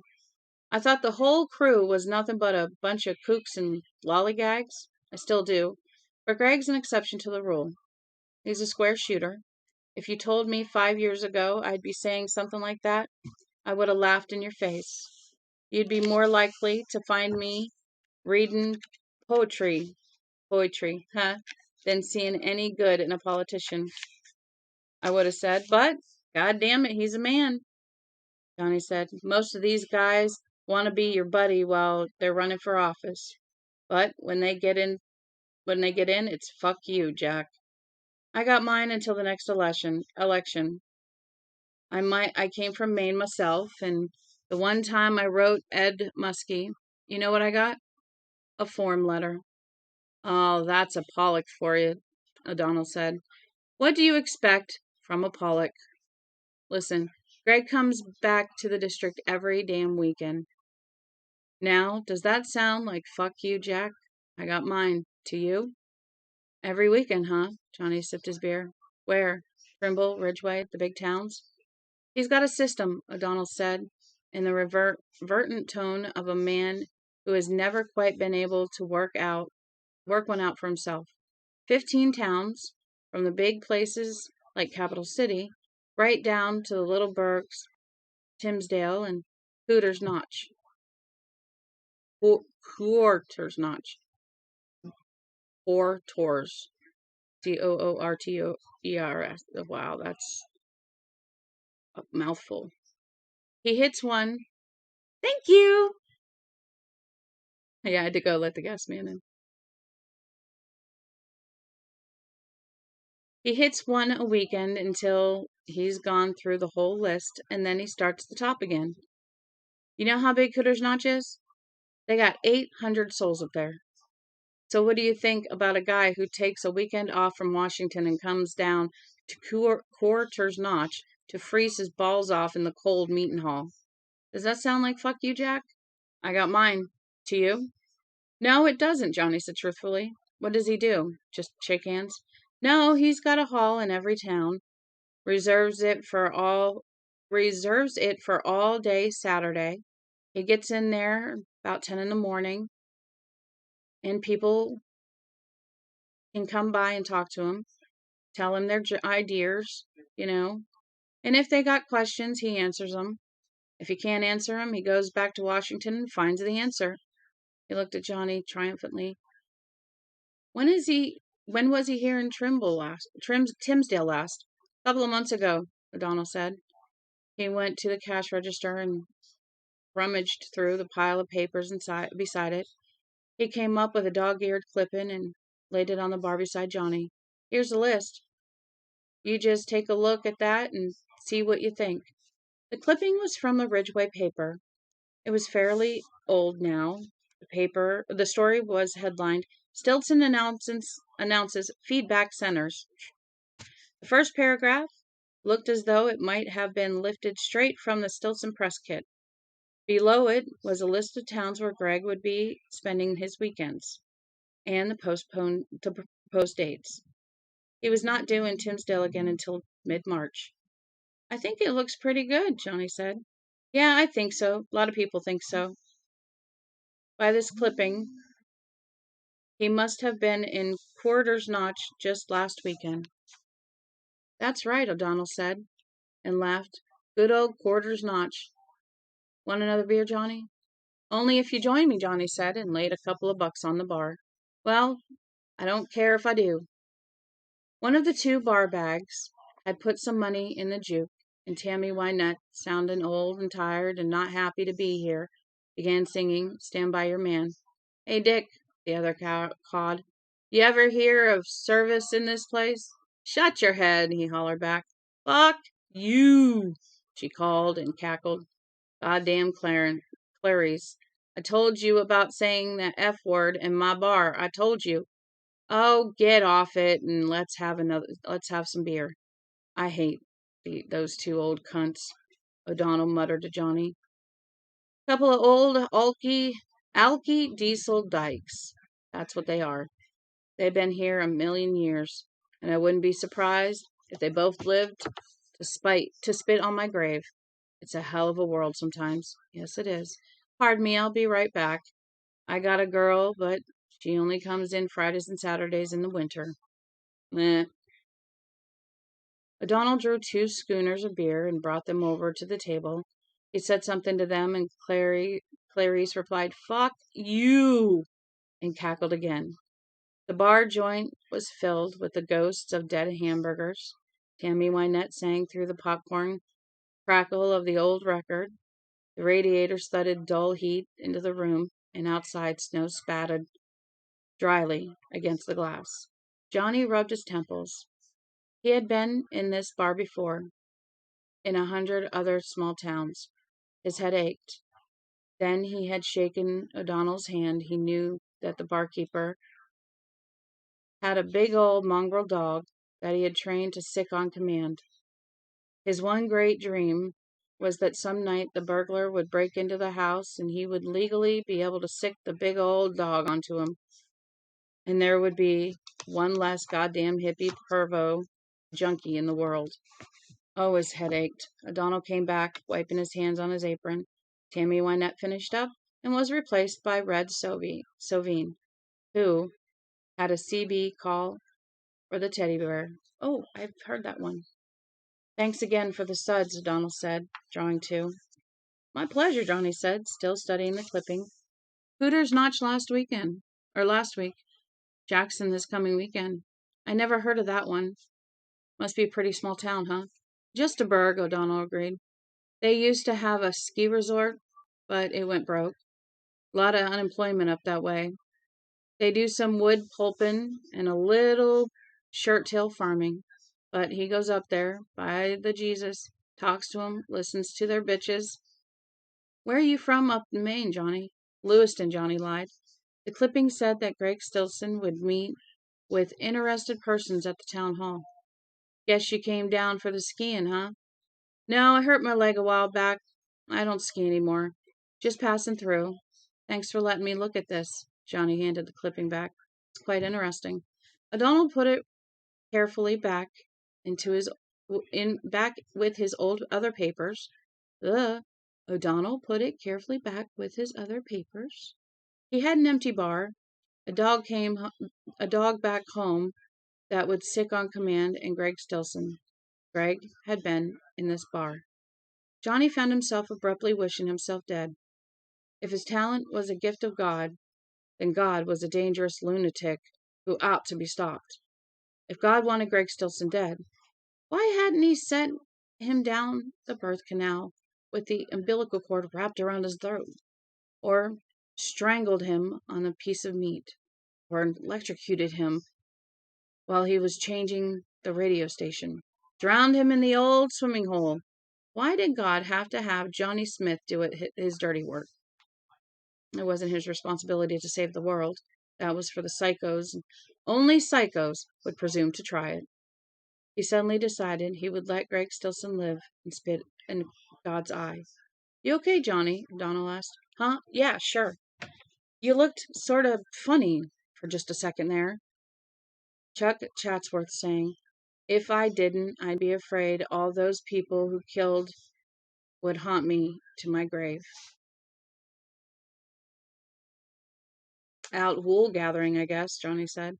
I just want to know I just want you to know it's been a pleasure drinking with you. Well, the same goes back to you, O'Donnell said, looking pleased. I wish more people passing through felt that way. They go through here, headed for the ski resorts, the big places. That's where they take their money. If I thought they'd stop in, I'd fix this place up like they like they'd like. Posters, of Switzerland and Colorado, a fireplace. Load the juke up with rock and roll records instead of that shit kicking music. I'd like that. He shrugged. I'm not a bad guy. Hell. Of course not, Johnny said, getting off the stool and thinking about the dog trained to sick. And the hoped for hippie junkie burglar. Well, tell your friends I'm here, O'Donnell said. For sure, Johnny said. Hey, Dick, one of the bar bags hollered. Ever hear service with a smile in this place? Why don't you get stuffed? O'Donnell yelled at her, flushing. Fuck you! Clarice called back and cackled. Johnny slipped quietly out into the gathering storm. Part 8. He was standing at the Holiday Inn in Portsmouth. When he got back that evening, he told the desk clerk to have his bill ready for checkout in the morning. In his room, he sat down at the Imperial Holiday Inn writing desk, took out all the stationery, and grasped the Holiday Inn pen. His head was throbbing, but there were letters to be written. His momentary rebellion, if that was what it had been, had passed. His unfinished business with Greg Stilson remained. I've gone crazy, he thought. That's really it. I've gone entirely off my chump. He could see the headlines now. Psycho shoots New Hampshire rep madman assassinates Stilson. Hail of bullets cuts down U.S. representative in New Hampshire. And Inside View, of course, would have a field day. Self-proclaimed seer kills Stilson. 12 noted psychiatrists tell why Smith did it. With a sidebar by that fella Dees, maybe telling how Johnny had threatened to get his shotgun and shoot me a trespasser. Crazy. The hospital debt was paid, but this would leave a new bill of particulars behind, and his father would have to pay for it. He and his new wife would spend a lot of days in the limelight of his reflected notoriety. They would get the hate mail. Everyone he had known would be interviewed. The Chatworths, Sam, Sheriff George Bannerman, Sarah? Maybe. Well, maybe they wouldn't get as far as Sarah. After all, it wasn't as though he was planning to shoot the president. At least, not yet.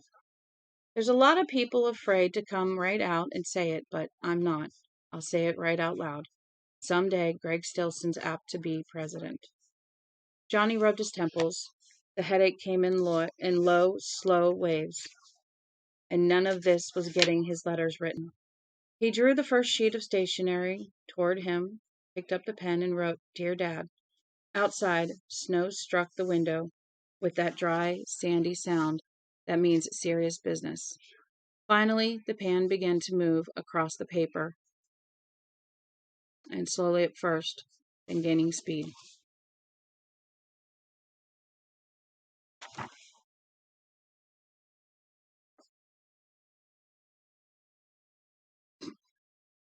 Chapter 27, Part 1. Johnny came up wooden steps that had been shoveled clear of snow, and salted down. He went through a set of double doors and into the foyer, plastered with specimen ballots and notices of a special town meeting to be held here in Jackson on the 3rd of February. There was also a notice of Greg Stilson's impending visit and a picture of the man who himself, hard hat cocked back on his head, grinning that hard, slantwise, "We're wise to 'em, aren't we, pard?" grin. "Ain't we, pard?" grin. Set a little to the right of the green door, leading into the meeting hall itself, was a sign that Johnny hadn't expected, and he pondered it in silence for several seconds, his breath pluming white from his lips. "Driver examinations today," the sign read. It was set on a wooden easel. "Have papers ready." He opened the door, went into the stuporous glow of heat thrown by a big wood stove, and there sat a cop at the desk. The cop was wearing a ski parka unzipped. There were papers scattered across his desk, and there was also a gadget for examining visual acuity. Acuity. Ugh. The cop looked up at Johnny, and he felt a sinking sensation in his gut. "Can I help you, sir?" Johnny fingered the camera slung around his neck. "Well, I wondered if it would be all right to look around a little bit," he asked. "I'm on assignment from Yankee Magazine. We're doing a spread on town hall architecture in Maine, New Hampshire, and Vermont. Taking a lot of pictures, you know." "Get right to it," the cop said. "My wife reads Yankee all the time. Puts me to sleep." Johnny smiled. New England architectures have a tendency toward, well, starkness. "Starkness," the cop repeated doubtfully, and then let it go. "Next, please." A young man approached the desk the cop was sitting behind. He handed an examination sheet to the cop, who took it and said, "Look into the viewer, please, and identify the traffic signs and signals, which I will show you." The young man peered into the viewing machine. The cop put an answer key over the young man's exam sheet. Johnny moved down the center aisle of the Jackson Town Hall and clicked a picture of the rostrum at the front. "Stop sign," the young man said from behind him. "The next one's a yield sign, and the next one's a traffic information sign. No, right turn, no, left turn, like that." He hadn't expected a cop in the town hall. He hadn't been bothered to buy film for the camera he was using as a prop. But now it was too late to go back out anyway. This was Friday, and Stilson would be here tomorrow if things went the way they were supposed to go. He would be answering questions and listening to suggestions from the people of Jackson. There would be a fair-sized entourage with him, a couple of aides, a couple of advertisers, and several others. Young men in sober suits and sports jackets, who had been wearing jeans and riding motorcycles not so long ago. Greg Stilson was still a firm believer in guards for the body. At the Trimble rally, they had been carrying sawed-off pool cues. Did they carry guns now? Would it be so difficult for the U.S. representative to get a permit to carry a concealed weapon? Johnny didn't think so. He could count on one good chance only.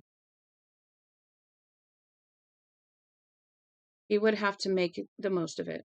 So it was important to look the place over, to try and decide if he could take Stilson in here, or if it would be better to wait in the parking lot with the window rolled down and the rifle on his lap. So he had come, and here he was, casing the joint, while a state cop gave driver permit exams not 30 feet away. There was a bulletin board on his left, and Johnny snapped his unloaded camera at it. Why in God's name hadn't he taken another 2 minutes and bought himself a roll of film?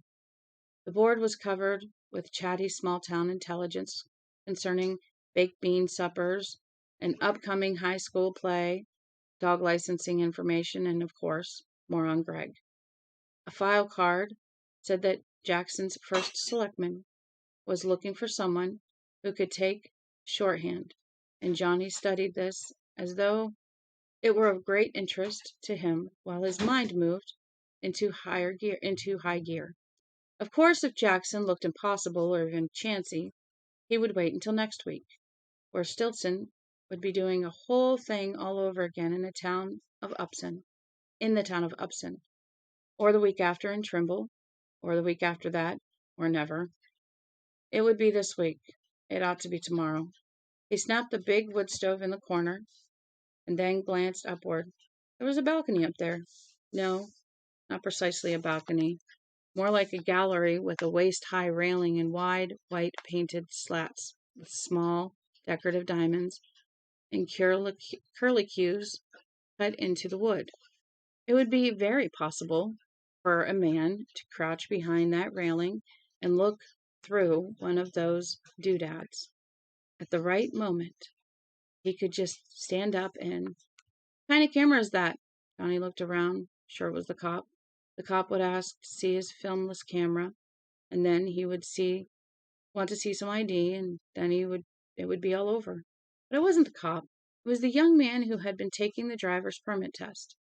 He was about 22, with long hair and pleasant, frank eyes. He was wearing a suede coat and faded jeans.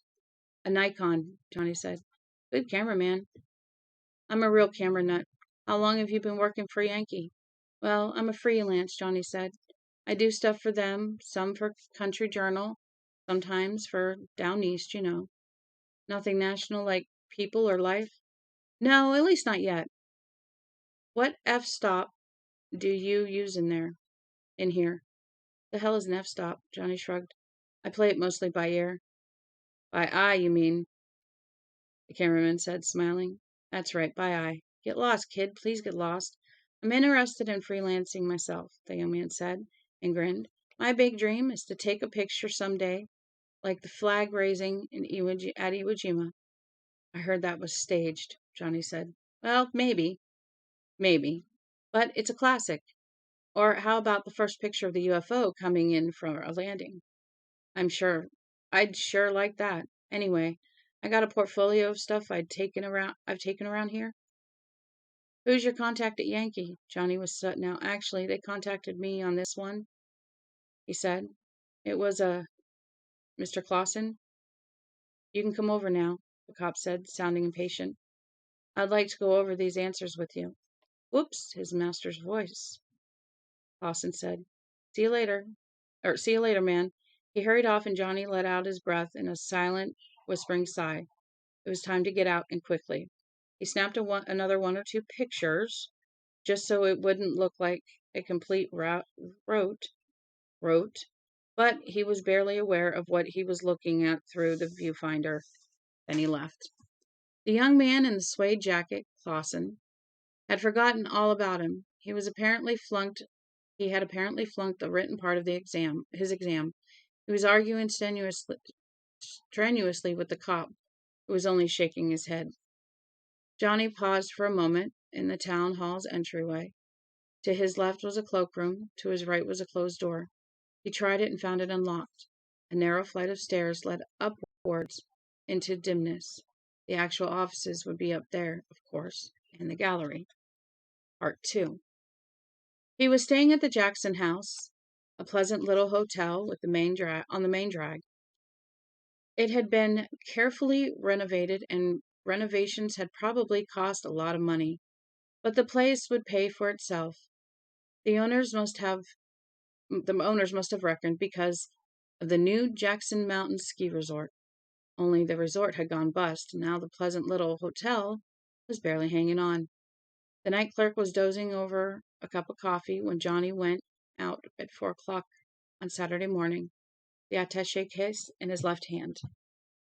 He had slept little last night, slipping into short, light dozes after midnight. He had dreamed. It was 1970 again. It was carnival time.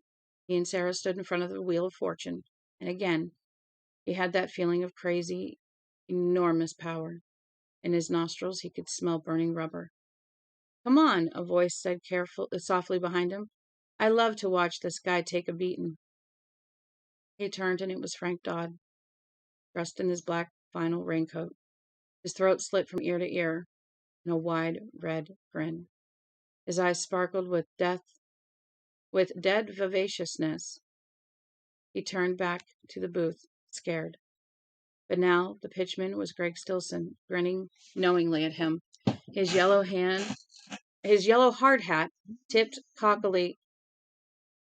Give me 1 second. Yes.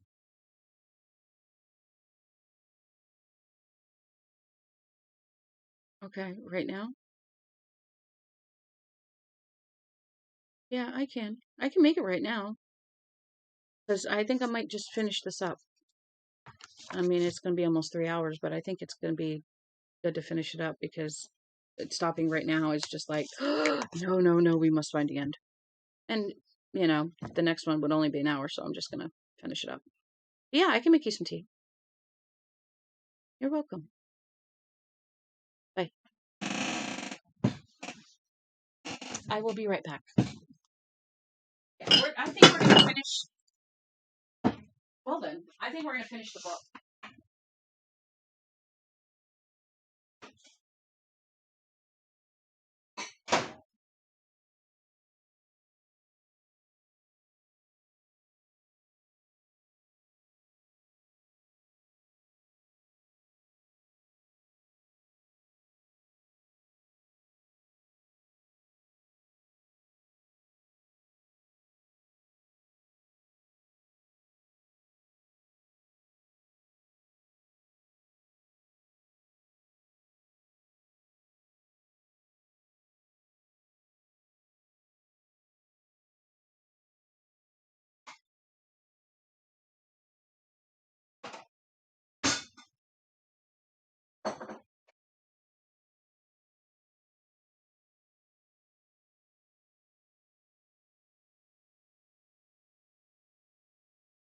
Al, I make your dad a cup of tea. Can you take it up to him? Huh? No, I think he's. But I'll ask him, please. I thought he was upstairs. I doubt that.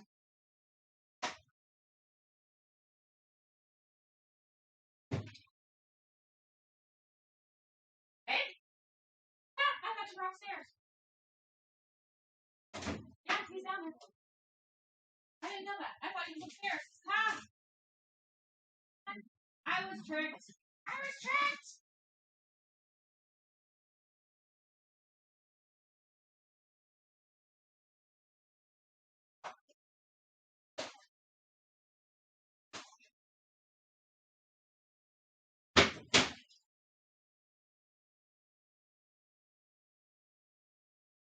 Oh, no.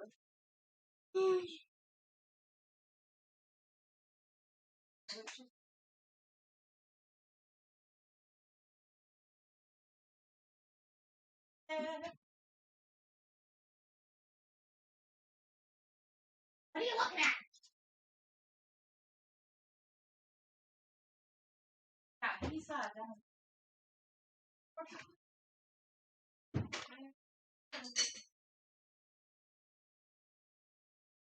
Should be.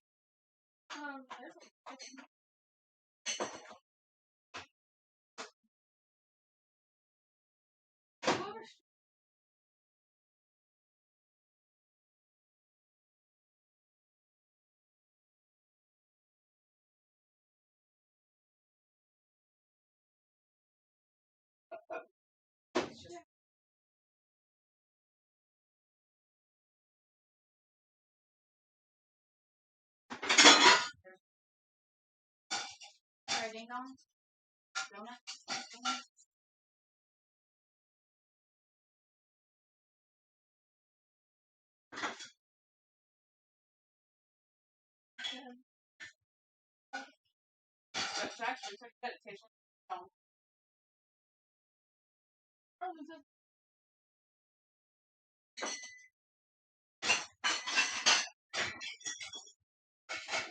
pretty cool.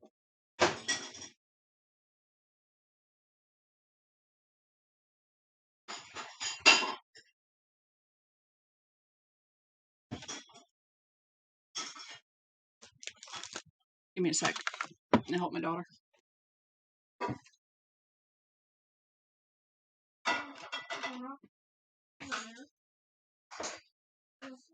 Where?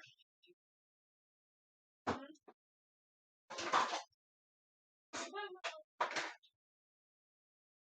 I just did just grab whatever.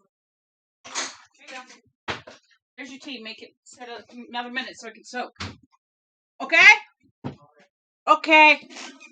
I is back. I am throwing stuff. I am throwing my snacks everywhere. Okay. So, if y'all want to sit with me or even watch it later, we are going to finish this today. Because this is it. We got like 28 pages if we read the ending notes, but I want to keep reading. I really do. So, hi. Really? I want to read and you're just like, what are you doing? Itchy, itchy, itchy, itchy, itchy, itchy, itchy. Itchy. What?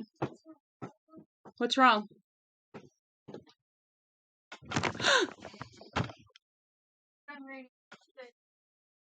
Beth, stop. Stop. Stop. Please let them outside. Yeah, we tried that itchy spray and she made her hair fall out. Yeah. She was itching, but it helped with ladies' when we gave her the bath. What I'm saying is if you go upstairs in my second drawer, because there's 3 drawers, my second drawer should have my hand medicine in it. But yes, stop pushing on my leg. We will try that. Go put it. No, that is shampoo. Yeah. No, oatmeal. And it's supposed to help with itchiness. Yeah, like dry skin. Yeah, with ladies' dandruff and Max dandruff has got after we use this, it went way down instead of ladies. Mm-hmm.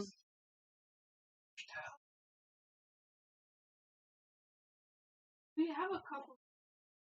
Yeah, they're in the bottom. They're on the bottom shelf. I didn't use a towel. Well, I know you wanted to get a shower before you went to work. I got a shower. Oh, did you? Because there's towels on the bottom shelf. Yes, towels need to be washed. No.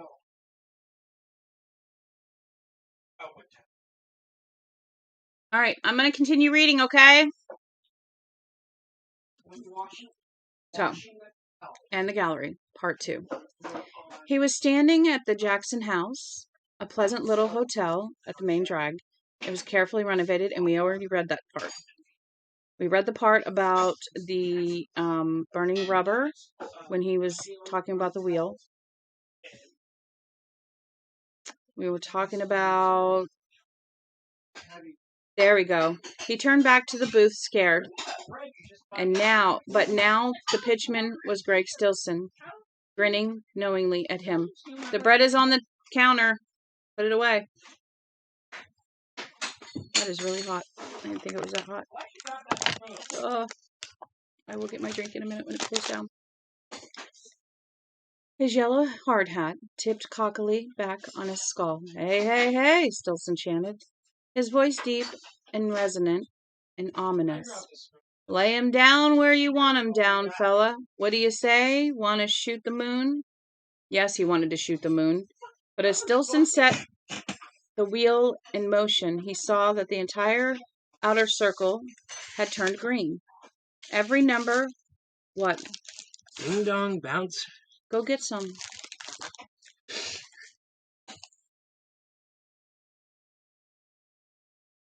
Every number was 00. Every number was a house number. He had jerked awake and spent the rest of the night looking out the frost-rimmed window into darkness. The headache he'd had ever since leaving Jackson the day before was gone, leaving him feeling weak but composed. He sat with his hands on his lap. He didn't think about Greg Stilson. He thought about the past. He thought about his mother putting a Band-Aid on a scraped knee. He thought about the time the dog had torn off the back of Grandma Nellie's absurd sundress, and how he had laughed, and how Vera had swatted him one and cut his forehead on the stone of her engagement ring. Ooh. He thought about his father showing him how to bait a fishing hook and saying, "It doesn't hurt the worms, Johnny. At least, I don't think it does." He thought about his father giving him a pocket knife for Christmas when he was 7 and saying very seriously, "I'm trusting you, Johnny." All those memories had come back in a flood. Now he stepped off into the deep cold of the morning, his shoes squeaking on the path shoveled through the snow. His breath plumed out in front of him. The moon was down and the stars were sprawled across the black sky in idiot profusion. They were in a baggie. God's jewel box, Vera always called it. You're looking into God's jewelry box, Johnny. He walked down Main Street, and he stopped in front of the tiny Jackson post office and fumbled the letters out of his coat pocket. Letters to his father, to Sarah, to Sam Weswick, to Bannerman. He set the attaché case between his feet and opened the mailbox that stood in front of the neat little brick building, and after one brief moment of hesitation, dropped them in. He could hear them drop down. Shh. He could hear them drop down inside. That's not going to calm him down. Surely the first letters mailed in Jackson this new day, and the sound gave him a queer sense of finality. The letters were mailed. There was no stopping now. He picked up the case again and walked on. The only sound was the squeak of his shoes on the snow. The big thermometer over the door of the Granite State Savings Bank stood at 3 degrees, and the air had been feeling the total silence. Had that feeling of total silent inertia that belongs exclusively to cold New Hampshire mornings. Nothing moved. Please! Oh! Life, that hurts! Please stop yelling. I keep having to raise my voice. How would you like it if I ripped your toenails out? You probably would be screaming too! Not at everybody else. I understand you hit your foot. I just meant in general. My apologies. My son hit his foot. Okay.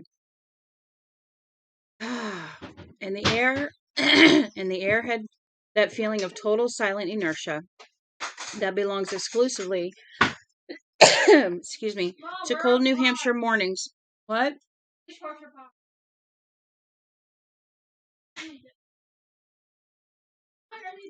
Nothing moved. The roadway was empty. The windshields of the parked cars were blinded with cataracts of frost, dark windows, drawn shades. To Johnny, it all seemed somehow dreadful, and at the same time holy. I got something on my book. He fought the feeling. This was no holy business he was on. He crossed Jasper Street, and there was the town hall, standing white and austerely elegant behind its plowed banks of twinkling snow. What you're going to do if the front door's locked, smart guy? Well, he would find a way to cross that bridge if he had to. Johnny looked around. There was no one to see him. If this had been the president coming for one of his famous town meetings, everything would have been different, of course. The place would have been blocked off since the night before, and men would be stationed inside already. But this was only a U.S. representative, one of over 400. No big deal. There's really 400? No big deal yet. Johnny went up the stairs and tried the door. The doorknob easily, and he... Wait, what? Let me read that again. The knob turned easily, and he stepped into the cold entryway. I asked you to put him outside and pulled the door shut behind him.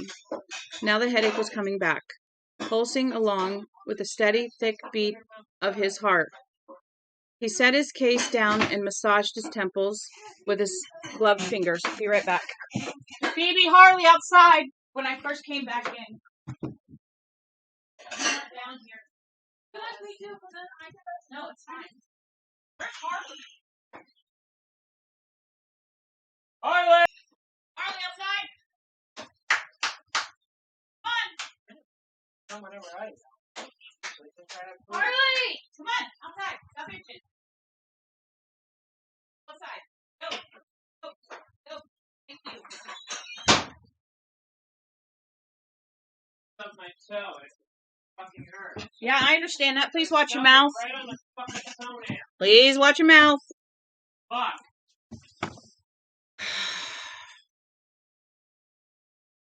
Maybe I should wait until tonight to finish.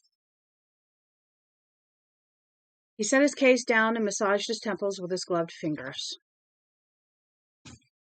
I really didn't want to split this up, but I might have to.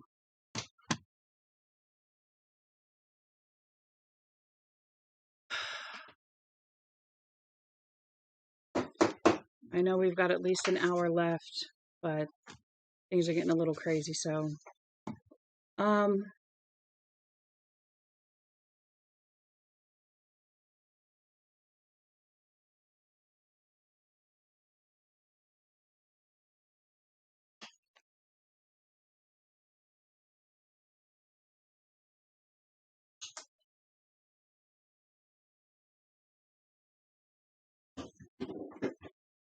I think we're going to wait until tonight. That way it's a little calmer. Yeah, we'll wait until tonight. It's fine. I want to thank you guys for being with me. I want to thank you for dealing with my craziness. I am going to go for now, and I will talk to y'all later. Thank you. Follow me if you'd like. You'll know when I'm reading. I should be back about 7 o'clock tonight. So we will finish the book then. All right? Love y'all. Thank you so, so much. I appreciate it. I appreciate all of you. Y'all have a good day. Love you. Bye.